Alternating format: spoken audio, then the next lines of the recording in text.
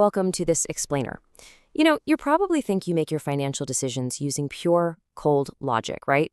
You look at the spreadsheets, check the bank balances, and make a completely rational choice. Well, actually, scratch that. As we're going to see today, your brain is quite literally a battleground. Every single time you make a money decision, there is a fierce biological war going on inside your skull between your ancient survival instincts and your modern ability to plan for the future. Let's jump right into this with a really fascinating question from a famous Princeton University study. Just ask yourself right now, would you rather have $10 today or $11 tomorrow? Most people, surprisingly, just take the $10 today. But what if the choice is between $10 in exactly 1 year or $11 in a year and a day? In that scenario, people almost always choose to wait for the $11. Think about it. It's the exact same 24-hour delay, but our brains treat it completely differently just based on how close the reward is to right now. It makes absolutely no logical sense, right? But it perfectly reveals whether your emotional brain or your calculating brain is taking the wheel. Now, humanity has kind of known about this struggle for a long time. Take a look at this ancient cultural wisdom. It perfectly sets up that duality in our decision-making.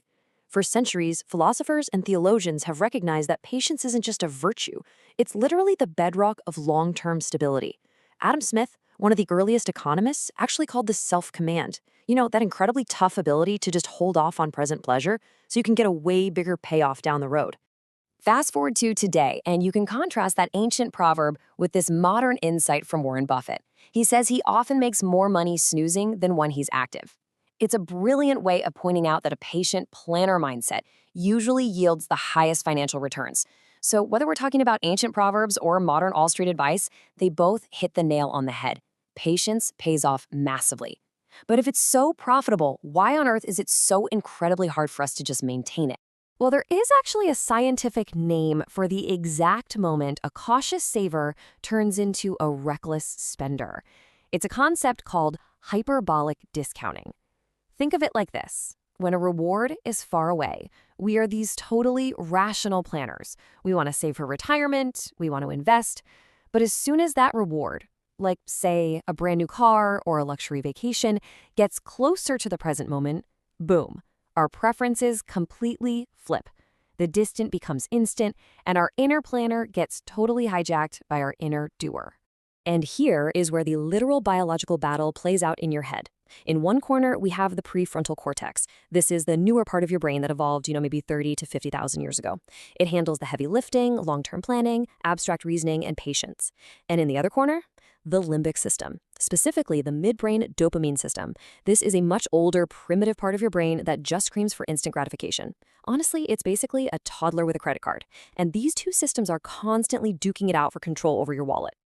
To actually see what this tug-of-war looks like, researchers in that Princeton study I mentioned earlier put 14 students into an fMRI scanner. They had them choose between Amazon gift cards ranging from $5 to $40. Some they could get immediately, others they had to wait weeks for.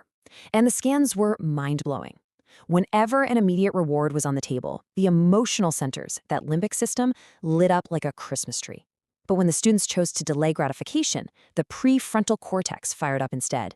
It's not a metaphor, guys. It is quite literally a biological tug-of-war. You can really think of this financial impatience as hyperbolic discounting writ large. It bears a striking and frankly kind of scary resemblance to addiction. When a shopper maxes out a credit card for that immediate thrill, totally ignoring the long-term debt, they are being driven by the exact same dopamine rush as a dieter giving into a donut, or even an addict seeking an instant fix. Your brain just gets absolutely flooded with dopamine, completely overwhelming any ability you have to reason about the future. It's fascinating to look at how our understanding of all this has evolved over time. For the longest time, traditional finance just assumed markets and people were perfectly rational agents acting on perfect information. Yeah, right. Then behavioral finance came along and introduced psychology, proving that, hey, we're actually full of cognitive biases and emotions. And now we are entering the era of neurofinance. This is where we are taking those psychological quirks and mapping them directly onto our actual biological neurochemical hardware. This definition of neurofinance is absolutely crucial. Why?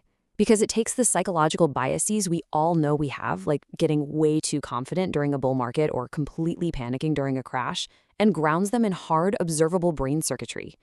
We aren't just guessing about human behavior anymore. We can actually see the irrationality sparking in specific regions of the brain using these advanced imaging techniques. It's a real game changer. So, where exactly do your specific money mistakes live in your brain? Let's take overconfidence, that gut feeling that you can just beat the market. That's driven by your nucleus accumbens, which handles reward anticipation and literally causes you to underestimate risk. What about loss aversion? You know how losing $100 hurts twice as much as gaining 100 feels good? That's your amygdala and insula triggering a literal fear response, which is what drives panic selling during a market dip. And hurting? Following the crowd into the latest meme stock? That's all processed in the anterior cingulate cortex, the area responsible for social conformity. But here's the thing, we aren't all wired exactly the same. Individual biological differences play a massive role in our financial choices. Research shows that genetic variations in how our brains process neurotransmitters, specifically things like dopamine and serotonin, can predispose some people to be high-risk gamblers while making others extremely risk-averse. So, yeah, your literal genetic code is playing a massive, hidden role in your investment portfolio. Looking forward, we can actually use this science to protect ourselves from, well, ourselves. Imagine AI robo-advisors that don't just look at market trends, but actually assess your cognitive load. Or wearable EEG headsets that track your real-time stress levels while you're trading. We're moving towards something called neuroadaptive financial advising. This is where your investment portfolio might be customized not just based on your age and income, but to your unique biometric profile and your personal emotional triggers. What this means is the future of portfolio management could involve an AI that reads your physiological proxies. Let's say the market drops suddenly. If the AI detects through your smartwatch or your headset that your stress levels are spiking and your amygdala is totally taking over, it might temporarily lock you out of making a trade or prompt you to cool down. It literally course corrects your emotional impulses before you can make a devastating financial mistake. How wild is that? Okay, we do have to pump the brakes just a bit here. We must acknowledge that neurofinance is still a very new, emerging field, and it's largely constrained by artificial laboratory settings. Let's be real, putting a college student in a highly stressful, noisy fMRI machine to choose Amazon gift cards is a little bit different than a seasoned trader making million-dollar calls on a chaotic trading floor. There's also what's called the Hawthorne effect, which is just the reality that people naturally act differently simply because they know scientists are watching them. And beyond the constraints of the lab, we really need to talk about some of the real-world methodological hurdles and, frankly, the ethics of the whole shebang. Brain scans are incredibly expensive. That means sample sizes in these studies are often really small, sometimes fewer than 100 people.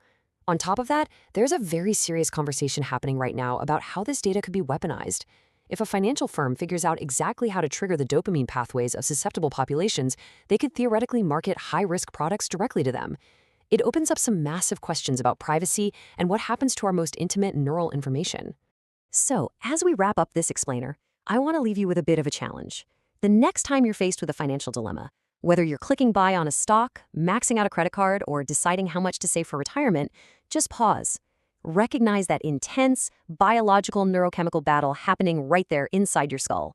Take a breath and consciously ask yourself, are you going to let your limbic system run the show? Or will you empower your inner planner to secure your future? Because as this technology advances, we might soon be forced to ask, are we really making our financial choices? Or is our biology making them for us?